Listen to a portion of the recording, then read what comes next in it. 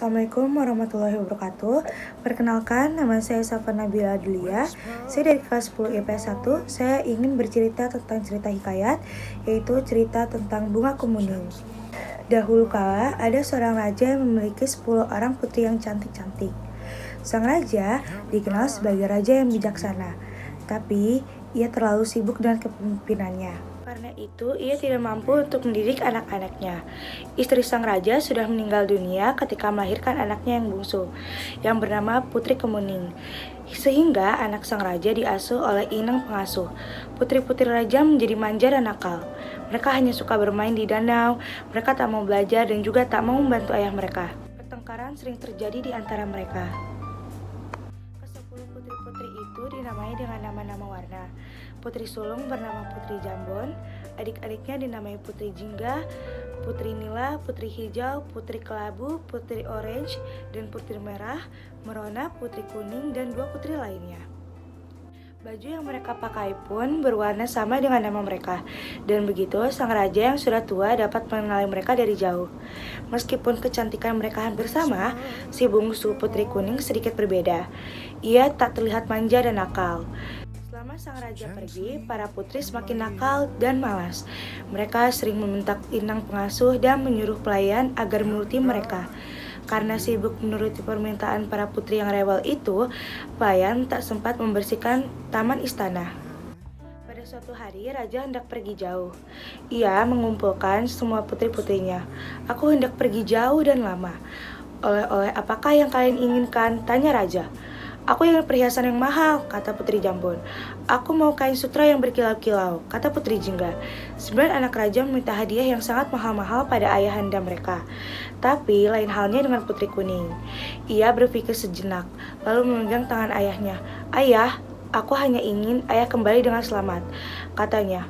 Kakak-kakaknya tertawa dan mencemoohkannya. "Anakku, sungguh baik perkataanmu.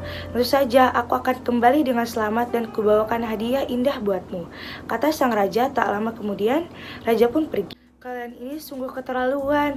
Mestinya ayah tak perlu membawakan apa-apa untuk kalian. Bisanya hanya mengganggu saja," kata Putri Kuning dengan marah. "Sudah aku bosan. Kita mandi di danau saja," ajak Putri Nila, dan mereka meninggalkan Putri Kuning seorang. Putri Kuning sangat sedih melihatnya, karena taman adalah tempat kesayangan ayahnya.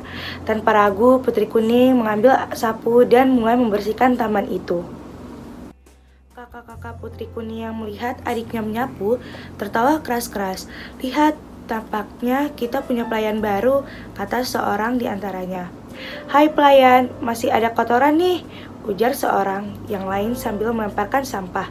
Taman istana yang sudah rapih pun kembali acak-acakan. Putri Kuning diam saja dan menyapu sampah-sampah itu. Kejadian tersebut terjadi berulang-ulang sampai Putri Kuning kelelahan. Dalam hati, ia bisa merasakan penderitaan para pelayan yang dipaksa mematuhi berbagai perintah kakak-kakaknya. Begitulah yang terjadi setiap hari, sampai ayah mereka pulang. Ketika sang raja tiba di istana, ke-9 putrinya masih bermain di danau. Sementara Putri Kuning sedang merangkai bunga di teras istana. Mengetahui hal itu, raja menjadi sangat sedih. "Anakku yang rajin dan baik budi, ayahmu tak mampu memberikan apa-apa selain kalung batu hijau ini. Bukannya warna kuning kesayanganmu," kata sang raja.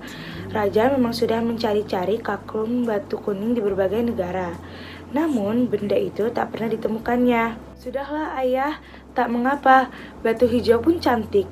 Lihat, serasi benar dengan bajuku yang berwarna kuning," kata Putri Kuning dengan lemah lembut. "Yang penting, ayah sudah kembali. Akan kubuatkan teh hangat untuk ayah," ucapnya lagi. Ketika Putri Kuning sedang membuat teh, kakak-kakaknya berdatangan. Mereka ribut mencari hadiah dan saling memamerkannya.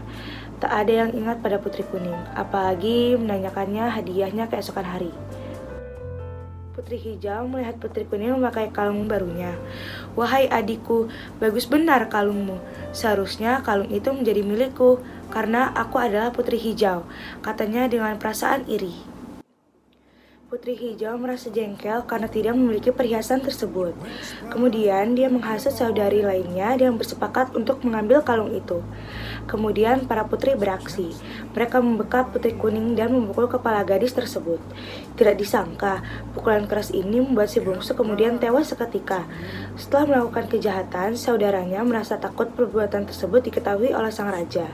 Sehingga mereka memutuskan untuk mengubur Putri Kuning di taman istana bersama kalung hijau. Di tempat lain, sang ayah berusaha mencari anaknya tersebut. Ketika ditanya, tidak ada satupun putri raja yang berani menjawab, sehingga sang raja memerintahkan para pengawal untuk menemukannya. Namun, sang ayah tidak kunjung menemukan anaknya tersebut sehingga dia merasa kesepian. Sedangkan para putri lainnya dikirim untuk bersekolah di luar negeri agar tidak bermalas-malasan. Suatu ketika, sang raja menemukan sebuah tanaman yang memiliki bunga berwarna putih kekuningan dan harum. Tumbuhan tersebut kemudian dirawat dengan baik-baik dan diberi nama Kemuning karena mengingatkannya pada Putri Kuning.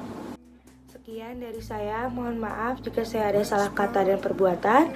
Terima kasih. Wassalamualaikum warahmatullahi wabarakatuh.